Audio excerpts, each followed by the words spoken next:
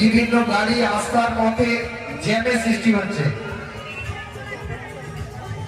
বড় গাড়ি আসলে বা পথ চলতি জনসাধারণ এবং দর্শনার্থীদের খুবই অসুবিধার সৃষ্টি হচ্ছে।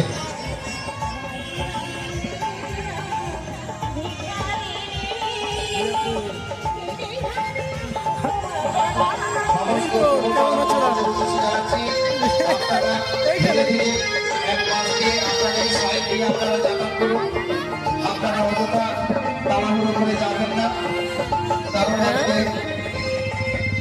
বর্তমান পিকনিক স্পটে যে সমস্ত গাড়িগুলি রয়েছে যাতে ধীরে ধীরে বাড়াতে পারে, আপনাদেরই সহযোগিতা আমাদের একান্ত কাম্য।